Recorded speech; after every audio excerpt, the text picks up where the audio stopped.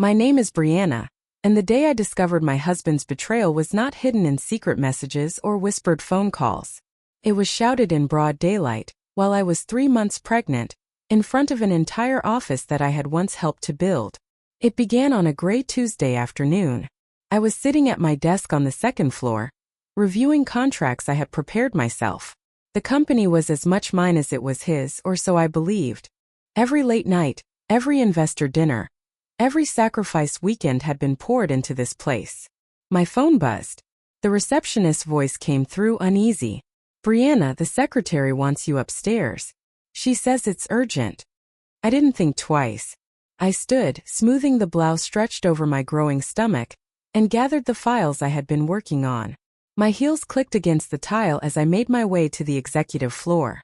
The hall smelled faintly of coffee and perfume. Not mine. Melissa, my husband's secretary, waited at the glass doors. Her arms were folded, her face tight, like she had been rehearsing for this moment. She didn't greet me. She simply said coldly, "Brianna, you need to clear out your desk. Effective immediately, you're terminated." I froze, the words refusing to sink in. Then I gave a short, nervous laugh. "Terminated? Melissa, I own part of this company. You don't have the authority to fire me." Her smirk deepened, cruel and satisfied. "Your husband does. He's the majority shareholder. As of this morning, your access is revoked. HR is waiting downstairs. You're finished." The words sliced through me.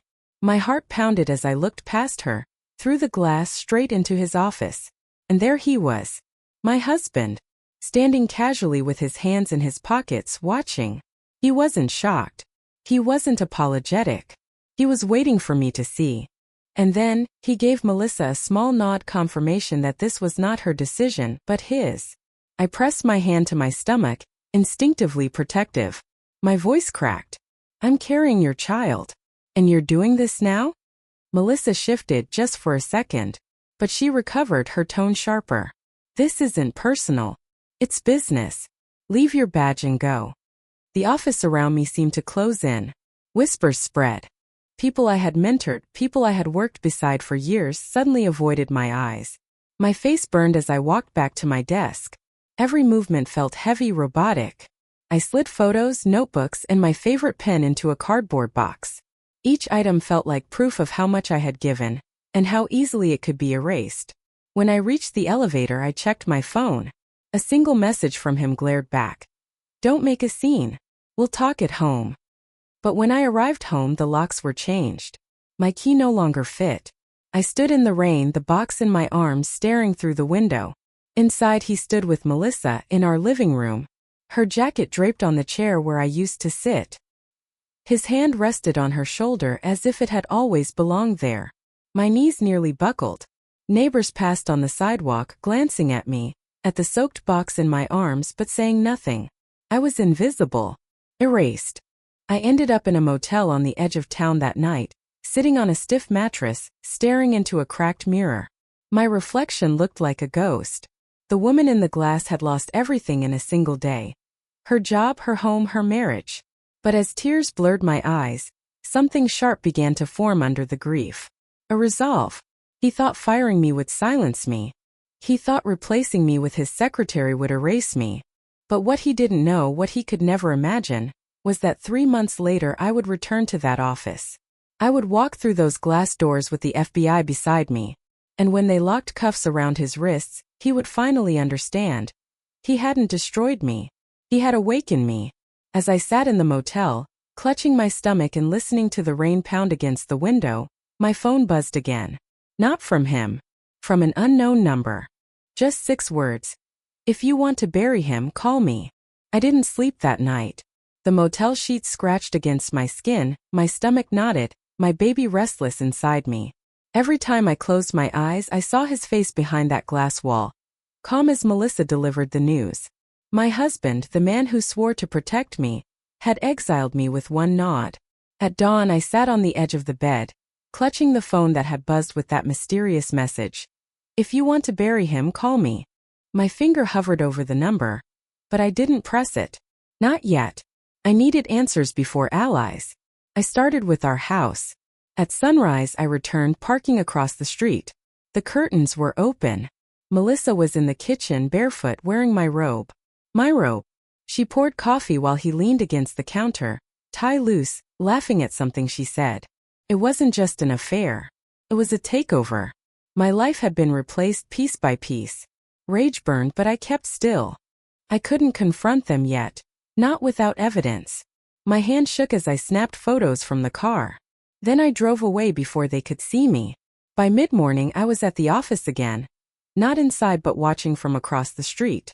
Through the lobby glass I saw her moving freely, greeting staff as if she were queen. And him, smiling confident, acting as though nothing had changed. But as I watched, one detail caught my attention. A man in a gray suit slipped into his office carrying a briefcase. 15 minutes later, he left with an envelope stuffed thick. It wasn't business as usual. Something deeper was happening. I went back to the motel and opened my laptop. My email still worked. Somehow, in the chaos of cutting me out, he hadn't yet revoked it. I scrolled through weeks of correspondence and froze. There were wires, large ones. Transfers moving out of company accounts to shell firms I didn't recognize. The amounts made my stomach lurch. Tens of thousands. Hundreds. And in one thread, Melissa's name appeared. She was CC'd on deals, signing off on approvals that should have required my consent. I had been erased on paper before they ever pushed me out. That night I sat with the motel lamp casting shadows on the walls, rereading every line. He hadn't just betrayed me personally. He had been funneling money, hiding it, and using her as his partner. The company I had built with my own hands was being gutted under my nose. And then, another discovery. In a folder marked personal, I found emails between him and Melissa. Bold, unashamed. He promised her control of the business once the dead weight was gone. Dead weight. That was me. My hand shook so badly I nearly dropped the laptop. I pressed my palm to my stomach, whispering to my unborn child. He will not take everything from us. I won't let him. At midnight, I finally dialed the number that had messaged me. A man answered, his voice low and steady. Mrs. James. I hesitated. Who are you? Let's just say I know more about your husband's accounts than you do. And I know you didn't sign those transfers. Meet me tomorrow 10 a.m. Cafe Monroe. Bring no one. Before I could ask more, the line clicked dead. I stared at the phone, heart racing. Was this a trap? A setup from him? Or was it real? A chance to gather the proof I needed? Sleep didn't come. My mind churned with images. Melissa and my robe, forged emails, money drained into shadows. He hadn't just replaced me as his wife. He had tried to erase me as a partner, a mother, a person. But tomorrow at Cafe Monroe, I would take the first step in proving he had underestimated me. As I finally lay down, the motel TV flickered with the local news. The headline scrolled across the screen. CEO's secretary promoted to executive role amidst restructuring. Her face filled the screen, Melissa, smiling like the company was hers. And standing beside her, my husband, his arm draped over her chair. My stomach turned. Tomorrow couldn't come fast enough. The next morning, I arrived at Cafe Monroe 10 minutes early. It was the kind of place where no one paid much attention to anyone else. Perfect for a secret meeting. The smell of roasted beans mixed with the low hum of conversations. My heart thudded as I scanned the room, clutching my coat tighter around me. At exactly 10, a man slid into the seat across from me. Mid-40s. Sharp suit, no tie. His eyes assessed me quickly, but not unkindly. He placed a slim folder on the table and leaned forward. You don't know me, he said quietly, but I've been auditing accounts connected to your husband, and I know you didn't approve the transfers. The signatures don't match. My throat tightened. Who are you? Call me Thomas, he replied. I'm not here for money. I'm here because what he's doing is illegal. Wire fraud. Misappropriation of funds. Enough to sink him if the right people see it.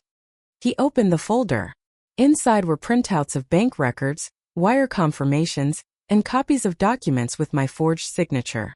The amounts were staggering, $250,000 here, $400,000 there. Some funneled into shell corporations. Others disguised as vendor payments signed off by Melissa. I flipped through, my pulse hammering. How did you get these? He sipped his coffee, calm. Let's just say your husband isn't as clever as he thinks. The FBI already has eyes on him, but they don't know the full scope. They need someone on the inside. Someone who can prove what's real and what's forged. The mention of the FBI made my stomach flip. Why tell me? Because he already cut you out. That makes you dangerous to him and valuable to them. You have motive, knowledge, and access. With your help, we can build a case. For a moment, I just sat there, the weight of it pressing down. Partnering with federal agents. Betraying my husband in the very way he betrayed me. But then I remembered Melissa in my robe, his smirk through the glass. The locks changed while I stood in the rain. I closed the folder firmly. What do you need from me? Thomas slid a USB drive across the table. Take this. Go through your personal files. Find emails, receipts, contracts, anything with your name on it. The forgeries are sloppy, but the originals will matter. Bring everything in a week. I tucked the drive into my purse, my hands trembling. Before he left, he said one last thing. Be careful. If he suspects you're working with us, he'll move fast. And when men like him move fast, they get reckless. The following days were a blur of digging. I returned to the motel each night with stacks of printed emails, invoices, screenshots from my laptop. I highlighted discrepancies, compared signatures, built timelines. Every discovery made me sick, but it also sharpened me. I found proof that he had used company funds to buy Melissa's car. Proof he paid for her condo's down payment through a shell company. Even proof he funneled money offshore under the guise of consulting fees. Each piece was another nail in the coffin he had built for himself. But the most damning came one night near midnight. I opened a folder labeled Archive and found a draft prenup amendment he had been preparing, without me. In it, my stake in the company would be reduced to almost nothing if I voluntarily left.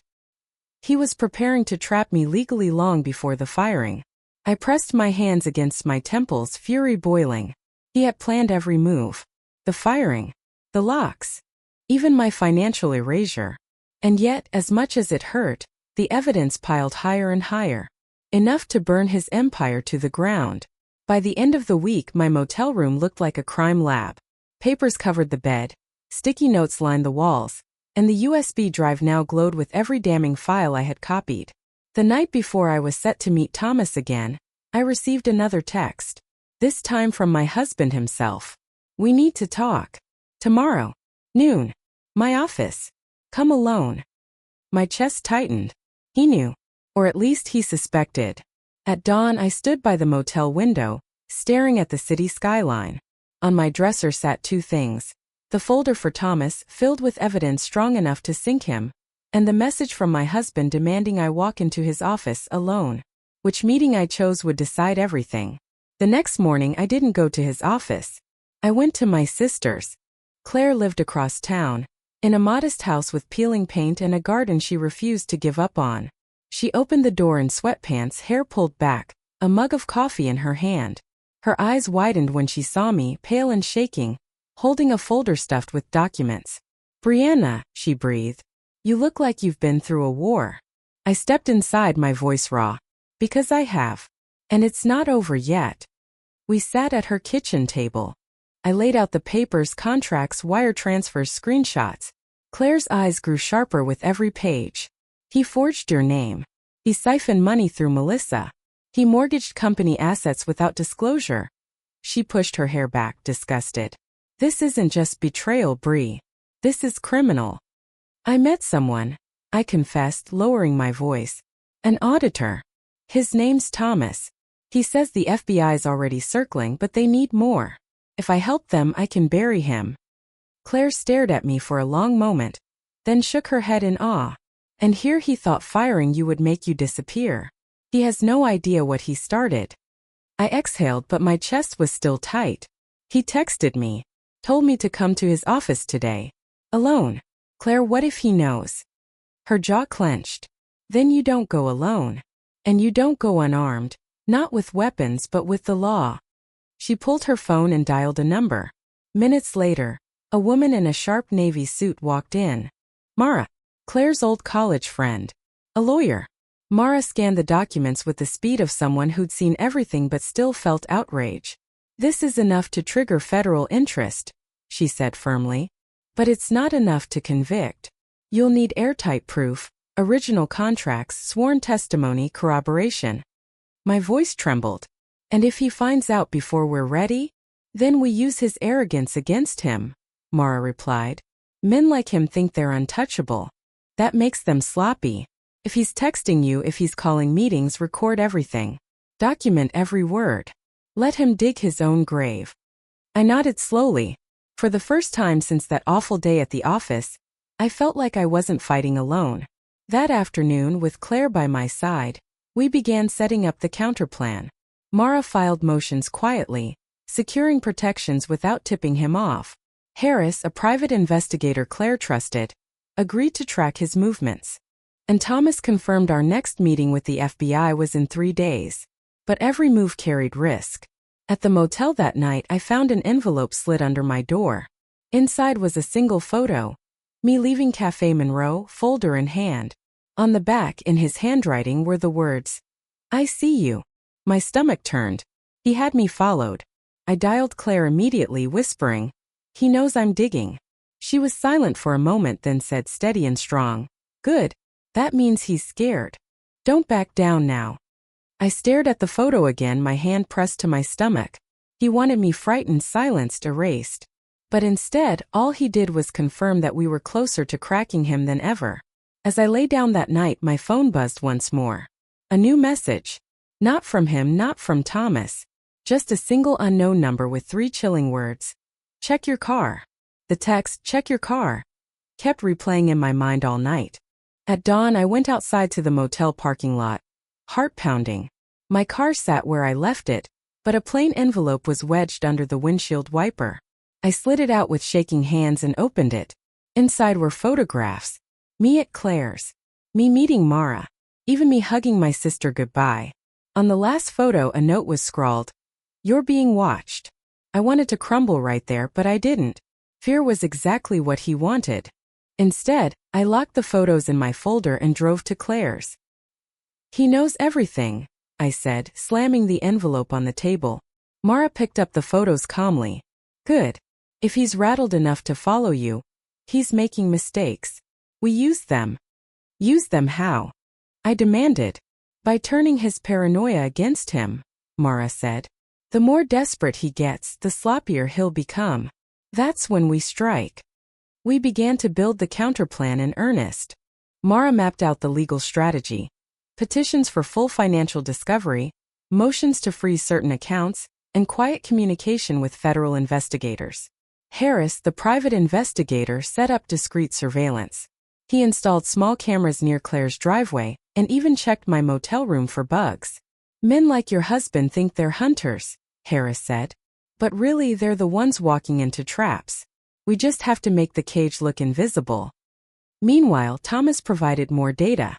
At our second meeting, he handed me a flash drive filled with correspondence between my husband and an offshore bank. "He's been moving funds out of the country," Thomas explained. "Once the FBI sees this, it's over." But we couldn't just hand it in yet. Timing mattered. Mara insisted. "If we play this too early, he'll spin it.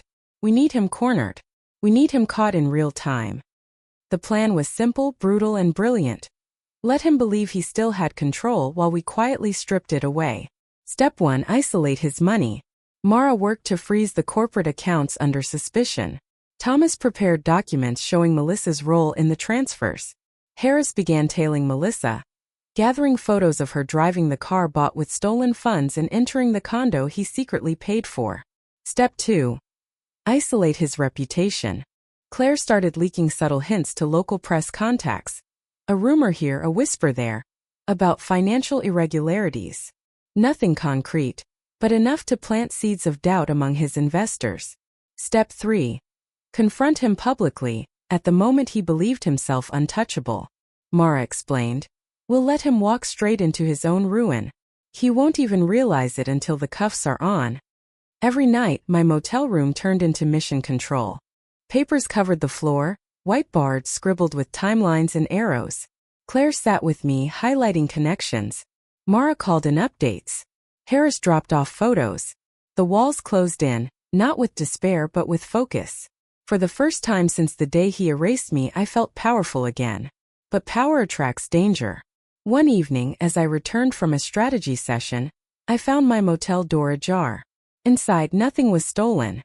Nothing except the folder of photos he had left on my car. Gone.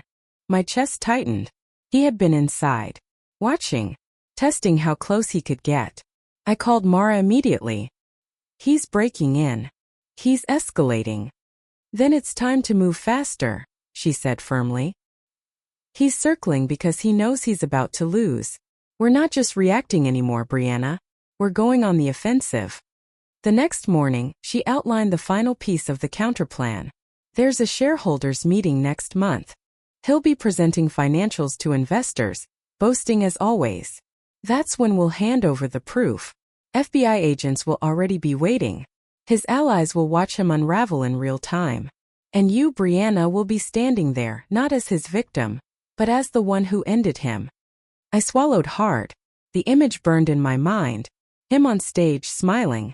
Then the moment his world collapsed around him. But just as we finalized the plan, Harris burst into Claire's kitchen, face pale. "We have a problem," he said, tossing a photo on the table. It showed Melissa slipping into a dark sedan, but she wasn't alone. My husband sat beside her, and in his hand was a file stamped with the letters FBI. The photo lay on the table like a warning flare. My husband in a dark sedan, Melissa beside him, and in his hand, a folder stamped with 3 stark letters, FBI. I felt the blood drain from my face. How did he get that? I whispered. Harris shook his head. Either someone inside leaked, or he's already bribing. But one thing is clear. He knows the Bureau is circling. Mara's jaw tightened. If he's aware, he'll move money faster. He'll try to clean records, silence witnesses, maybe even pin this on you. I clenched my fists. He's already tried to erase me. I won't let him erase the truth. But fear crept in. What if he really did have connections strong enough to stall the FBI? What if our carefully built plan collapsed before it began? That night, we met at Claire's house, the table buried in files. Harris paced. If he knows the Bureau is involved, he'll expect a direct attack. We can't give him that. We need to make him believe we've backed off. Mara leaned over the evidence board. Then we pivot. Instead of waiting for the shareholders' meeting, we create a smaller stage he thinks he controls. Somewhere we can corner him without him realizing it. The discussion stretched late into the night. Every idea felt risky. Then Claire spoke softly. His birthday's in 2 weeks. He always throws a party, right? Big guest list, investors, friends. If he's cocky enough to flaunt Melissa in public, he'll think he's untouchable there. Mara's eyes lit up. Perfect. We let him perform. And then we pull the curtain down. The plan shifted overnight. Instead of waiting for the official meeting, we aimed for the birthday gala. Harris would feed rumors that certain investors were wavering. Thomas would continue funneling information to the FBI. And I, reluctantly, would play my part by appearing broken, defeated, someone he no longer considered a threat. The next few days tested me. At grocery stores, I caught whispers. People in town had heard rumors about me, about Melissa, about the company. Some pitied me. Others judged. It stung, but Mara reminded me. Every time you look like prey, he lowers his guard. Still, he wasn't sitting idle.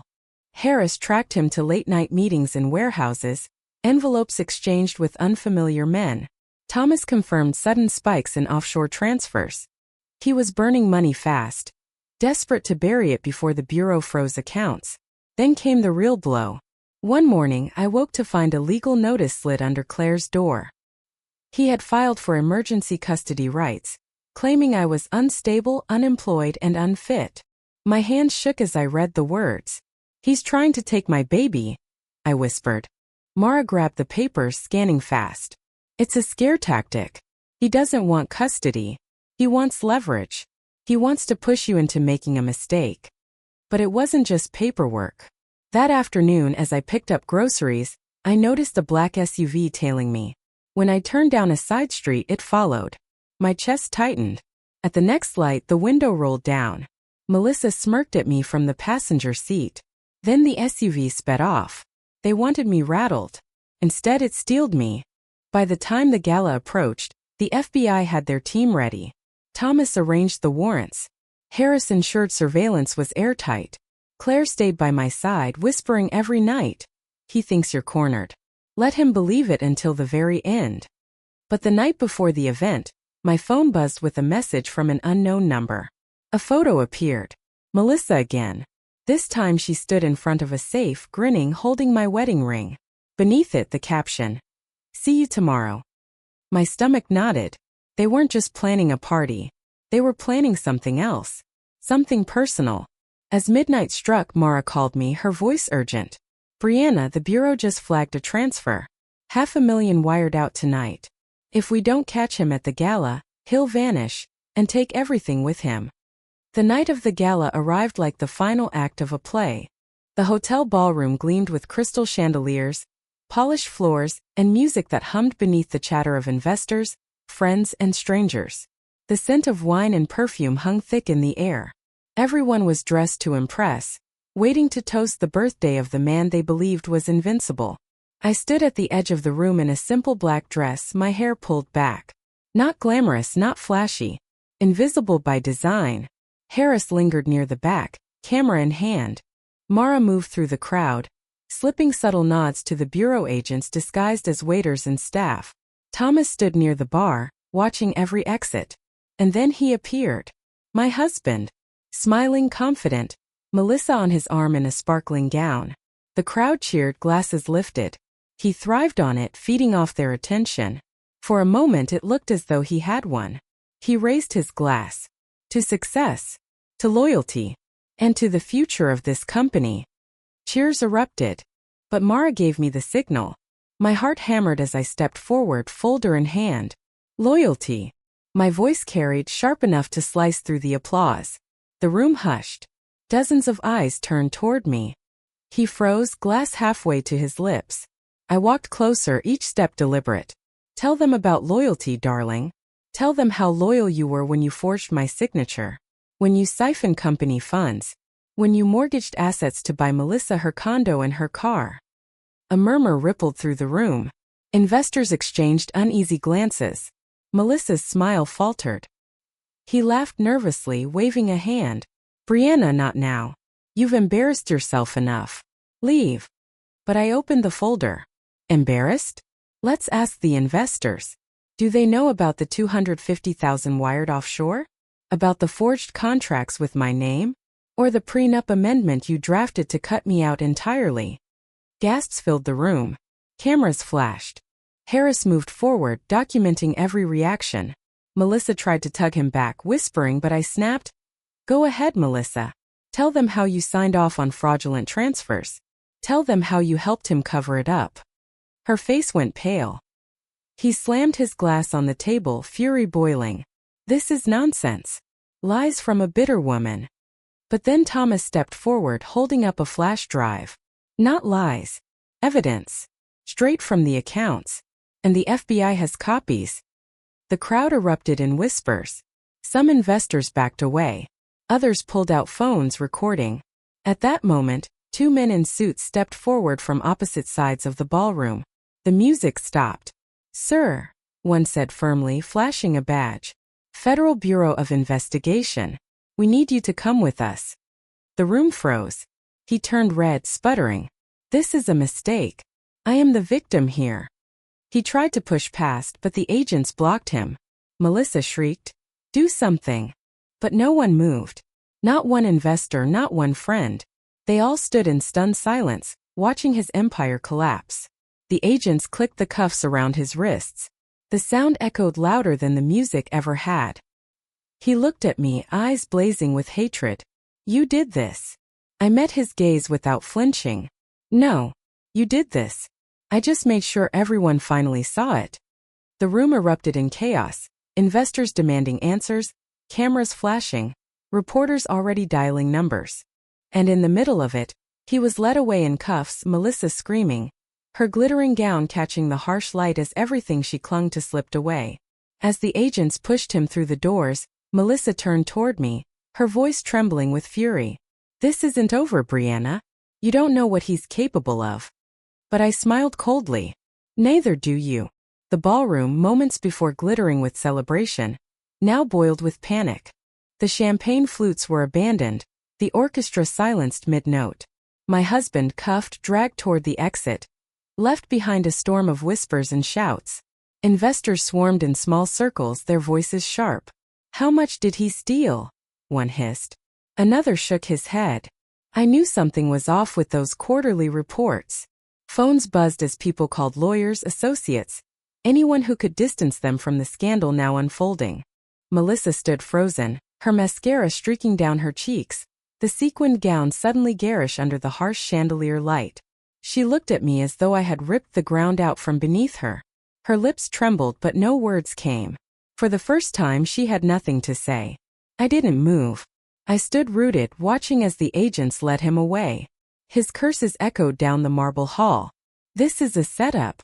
She's lying. You'll all regret this. But the crowd no longer listened. They had seen too much. Mara slipped to my side, calm and composed. Breathe, she whispered. It's working. Let the chaos run its course. He's not just losing his freedom tonight. He's losing his allies. She was right. One by one, men and women who once toasted him were now shoving distance between themselves and his name. Harris filmed everything, capturing not just the arrest but the collapse of his empire in real time. Investors pulling their shares. Board members whispering resignation. Friends avoiding eye contact. Then the press. Reporters who had slipped in with cameras swarmed Melissa, shouting questions. Did you know about the fraud? Were you involved? How long have you been in a relationship with him? Her face twisted in panic. I know he lied to me too, she stammered, but the crowd wasn't buying it. Microphones shoved closer. Flashbulbs popped. She turned desperate, her eyes darting for him, but he was gone, already shoved into the back of a black SUV with FBI plates. I turned toward her, voice low but sharp. He called me dead weight. He said I was nothing. Now tell me, Melissa, how heavy does the weight feel without him? She flinched like I had struck her. Thomas joined us, sliding his phone into his pocket. The Bureau has everything. He won't talk his way out of this. By sunrise, the news will be everywhere. Claire appeared then, tears in her eyes, hugging me tight. You did it. You really did it. But even in her arms I stayed alert. I scanned the room. I could see cracks spreading further. An investor storming toward the exit. A board member on the phone demanding an emergency session. Whispers of lawsuits hanging like smoke in the air. And yet, even in victory there was danger. A man I didn't recognize, a tall figure in a dark suit, watched me from across the ballroom. He wasn't filming, wasn't whispering. He just stood there, staring. When our eyes met, he gave a slow, deliberate nod before slipping out through the side door. I frowned. Who was that? Harris followed my gaze. Not press. Not FBI. Someone else. I'll find out. Melissa, meanwhile, had broken. She collapsed into a chair, sobbing, her gown bunched around her. No one offered comfort. No one cared. Her glittering world had crumbled just as fast as his. The ballroom smelled different now. Less like champagne and roses, more like fear. As I left with Mara and Claire at my side, my phone buzzed. A new message lit up the screen. This isn't the end. He has friends you don't know about. The sender? Blocked number. Morning did not feel like morning. Felt like aftershock. Headlines flooded every screen. Local CEO arrested at birthday gala. Federal agents seize company records. Photos of him in cuffs ran beside photos of Melissa crying under the chandelier. Reporters camped outside the hotel and the courthouse. My phone vibrated without rest. I did not answer. I needed a clear head. Claire brewed coffee and slid a mug toward me. Breathe, she said. Today we hold the line. Mara arrived with a stack of folders. Her tone was steady. The Bureau processed him overnight. Charges include wire fraud, conspiracy, and falsification of records. Arraignment is scheduled for this afternoon. She met my eyes. They will likely seek bail. If he walks out, he will try to reach you. We will be ready. Harris spread printed photos on the table. I pulled faces from the gala. Investors, officers, vendors. I also found the tall man who stared at you and left. He is not an investor of record. He consults for a private fund that bought a small stake last year. Quiet money. Offshore ties. The name meant nothing to me. The implication did. He had friends I did not know. The message from last night was not empty. I focused on action. I opened my notebook and listed the steps. 1. Secure my legal position. 2. Secure the company records linked to my role. 3. Protect my child. 4. Prepare for him to lunge. Because pride does not die with one pair of handcuffs. Mara handled the legal wall first. I filed for an emergency extension of the no-contact order. I also filed for exclusive access to shared digital records. You will have a legal key. He will have none. Thomas called in from his office. His voice came through the speaker, calm and clinical. Overnight, 2 more transfers flagged as suspicious. Both were scheduled to push at noon today. The bank has frozen them pending instruction. The instruction must come from a verified officer. That is you, Brianna. I swallowed. Do it. Freeze everything that moves without dual authorization. Done, he said. Also, the fund that man represents attempted to withdraw collateral from a side account at dawn. The request bounced. They will come knocking.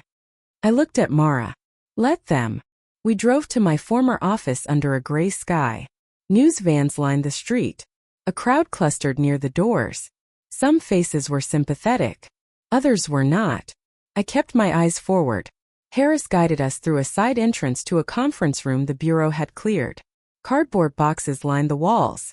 Laptops sat numbered on the table. A seal on the door warned against entry. An agent greeted us with clipped courtesy. Mrs. James, your cooperation is noted. We will mirror what we need, then return a set to your counsel. Please confirm which systems you used. I listed them. Email server, finance portal, document management, shared drive. He took notes without commentary. Another agent photographed each device. A third scanned binders with a small quiet machine. Precision filled the room. It was the opposite of the chaos he had created. Mid-morning, Carver arrived unannounced. He looked 10 years older than he had at the gala. He removed his hat, held it in both hands, and faced me with a quiet that felt like apology. Brianna, he said. I was blind. I should have asked more questions. I am sorry. I nodded once. The truth is the apology. Tell it in writing. He placed a signed statement on the table. I already did. Mara checked the document, flipped pages and gave a small approving nod. Good. This will matter. By noon, the press discovered the side entrance. Cameras pressed against glass.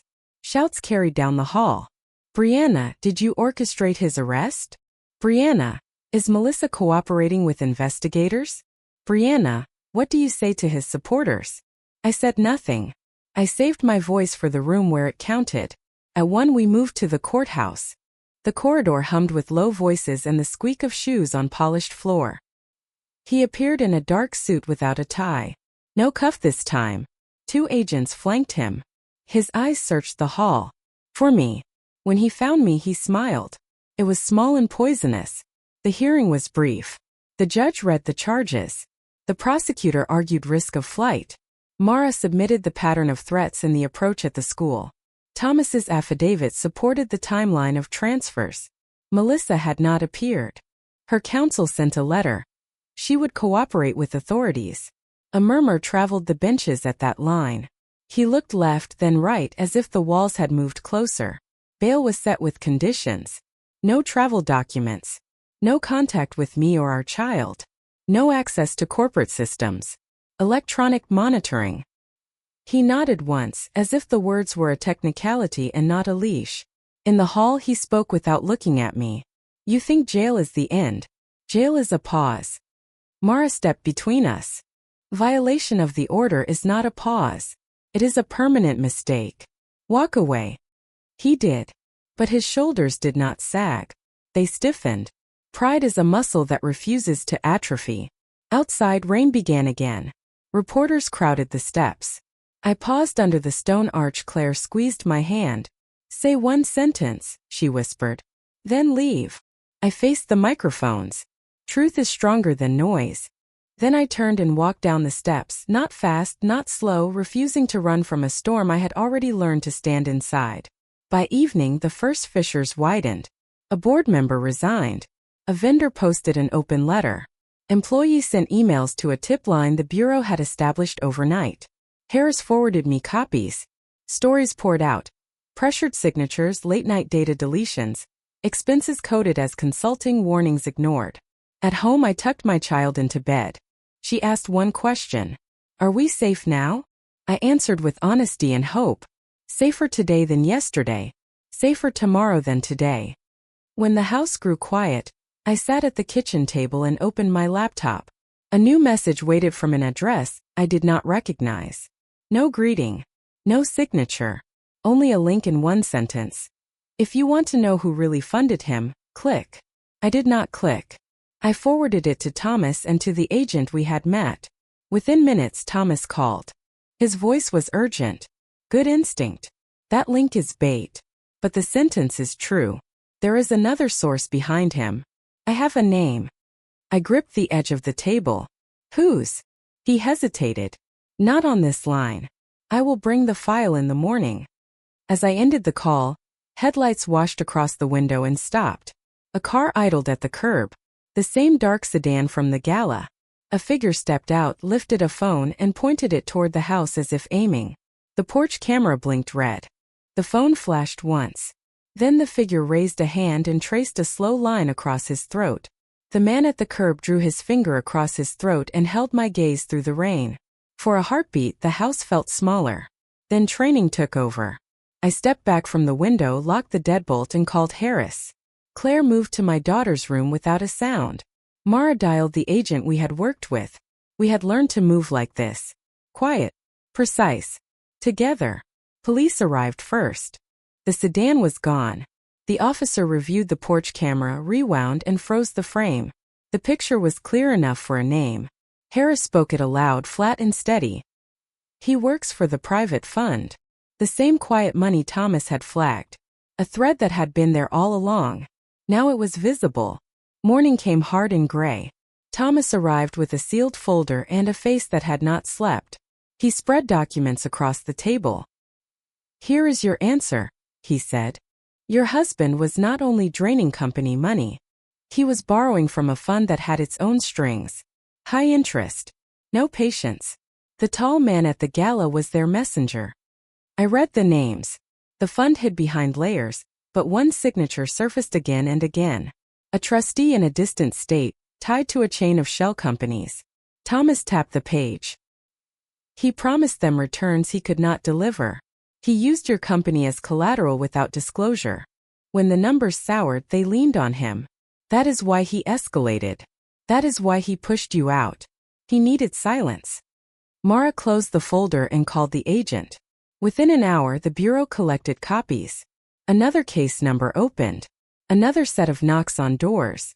The threat had looked like one man in a sedan. It was larger. It had paperwork and board minutes and wires that crossed borders.